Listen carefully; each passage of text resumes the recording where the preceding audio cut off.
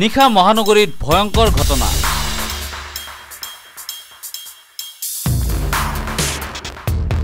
মহানগৰী গীতা মন্দিৰৰ সমীপৰ কৈলাশ নগৰত দুৰ্বৃত্তই অগ্নিসংযোগ কৰে বাহনত।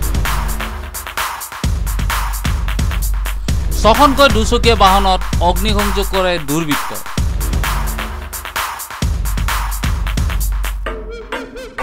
অগ্নিকাণ্ডৰ ফলত বিস্ফোৰিত হয় ছখনকৈ বাহন।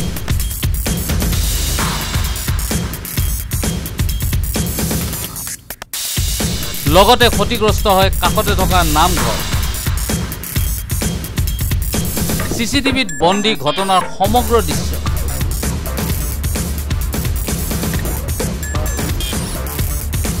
স্থানীয় লোকে খবৰ দিয়াত নিশা ঘটনাস্থলীত উপস্থিত হয় গীতানগৰ আৰক্ষী।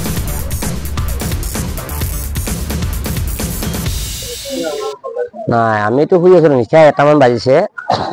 ওচৰৰ মানুহে মোক মাতিলে, পংকজ দা তোমাৰ ঘৰৰ ওচৰত বাইক জ্বলিছে, উঠি আহচোন। আহিলো, আহি চাওঁ দেখিলো যে হয় বাইক জ্বলি আছে। তাৰপৰা মই ঘৰৰ মানুহখিনি মাতিলো, ঘৰৰ মানুহখিনি মাতি দেউতা ভাইটি এনেকে মাতি পানী মাৰিলো। পানী মাৰি বাইকখিনি হেৰি কৰিছো, আপোনাৰ জুইটো নিয়ন্ত্ৰণ কৰিছো। আৰু আৰক্ষী জনাইছো ৰাতি, আৰক্ষী আহিছে। মানুহ মই নাই, চিচি কেমেৰা আছে মোৰ ঘৰৰ। মোৰ চিচি কেমেৰা ফুটেজত এজন মানুহ জ্বলাই দিয়াটো দেখা গৈছে, আৰু কিন্তু মানুহজন কোন মই স্পষ্ট ধৰিব পৰা নাই। আৰু 1:04 মান হৈছে। 5খন মান জ্বলিছে, 3খনতো বহুত জ্বলি গৈছে, 2খন অলপ কম হৈছে। কোন ঠাইত বাহনকেইখন থাকে? এইটো গীতানগৰ কৈলাশ নগৰ বুলি কয়। দৈনিক বাহনকেইখন থাকে ইয়াতে।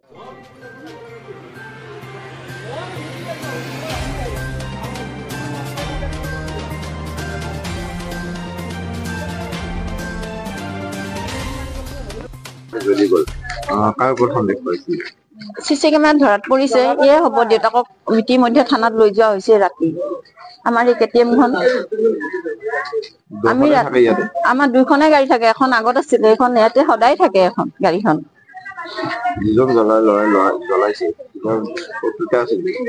আমাৰ লগত একো নাই, তাৰ কাজিয়া পেচাল একো নাই। তাৰ ল'ৰাটোৰ নাম কি আছিলে? বিশ্বজিত পাটগিৰি। দেউতাকক ইতিমধ্যে কালি লৈ যোৱা হৈছে থানাত। আমি 1:30মান বজাত খবৰ পাইছো, শুই আছিলো। তাৰপিছত আৰু খবৰ দিছে, দৌৰি আহিছো। গাড়ী তেতিয়া নমাই শেষেই হ'ল আমি আহি পোৱালৈকে। গীতানগৰ আৰক্ষী ইতিমধ্যে আৰম্ভ কৰিছে সমগ্ৰ ঘটনাৰ তদন্ত। গীতা মন্দিৰৰ সমীপত বাহন জ্বলোৱা ঘটনাৰ লগত জড়িত বিশ্বজিত পাটগিৰি নামৰ এজন যুৱকক চিনাক্ত। চিচি কেমেৰাৰ ভিডিঅ'ত স্পষ্ট হৈছে বয়স 28 বছৰ বিশ্বজিত পাটগিৰি নামৰ যুৱকজনে বাহনকেইখন অগ্নিসংযোগ কৰাৰ ঘটনা। গীতা মন্দিৰৰ কৈলাশ নগৰৰ বাসিন্দা বিশ্বজিত পাটগিৰি। ঘটনা সংঘটিত কৰিয়ে পলায়ন কৰে বিশ্বজিত পাটগিৰি। ইতিমধ্যে গীতানগৰ আৰক্ষীয়ে আটক কৰে বিশ্বজিত পাটগিৰিৰ পিতৃ কমলেশ্বৰ পাটগিৰিক। এই মুহূৰ্তলৈ জানিব পৰা হোৱা নাই যুৱকজনে বাহনসমূহ অগ্নিসংযোগ কৰাৰ কোনো কাৰণ।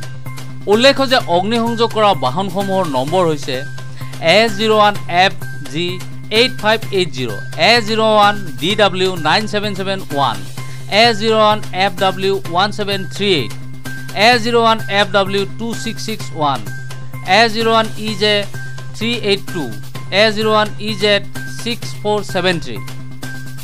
অগ্নিকাণ্ডৰ ঘটনা সন্দৰ্ভত কৈলাশ নগৰৰ উন্নয়ন কমিটি আৰু ভুক্তভোগী পৰিয়ালকেইটাই পৃথকে পৃথকে এজাহাৰ দাখিল কৰে গীতানগৰ আৰক্ষী থানাত।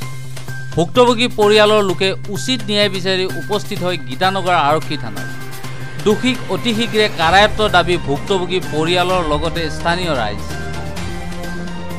কেটিএম ডিউক 250 আছিল আৰু গাড়ী নম্বৰটো A01DW9771 আছিল। বিশ্বজিত পাটগিৰিয়ে জ্বলাইছে, তাৰ মানে চিচি কেমেৰাত ধৰা পৰিছে। আৰু এখন নহয় 5খন গাড়ী জ্বলাই দিলে। সদায় থাকে গাড়ী, আৰু মানে কোনো এনেকুৱা নকৰে। কালি কি 2022ত একবাৰ চিট কাটিছিল, সেইটো কামো সিয়ে কৰিছিল। সি জ্বলাই কিনে সি উল্টা পানী মাৰি আমি বোলো গমেই পোৱা নাই। সি ওচৰত হৈ কিনে বোলে গম পাইছে, ওচৰৰ মানুহে গম পোৱা নাই। অলৰেডি সি ডাইৰেক্ট উঠি আহিছে আৰু জেকেট টেকেট জ্বলাই দেখিছে, নীলা জেকেট পিন্ধিছিলে প্ৰথম। তাৰপিছত জেকেটটো চেঞ্জ কৰিছে, বগা জেকেট পিন্ধি কিনে তাক ক'লো ৰ ৰ ৰ সেই পুলিচে নৰখিল অলপ সি কয় আহিম বুলি কয়, সি ক'ত এতিয়ালৈ তাৰ একো সন্ধানে পোৱা নাই।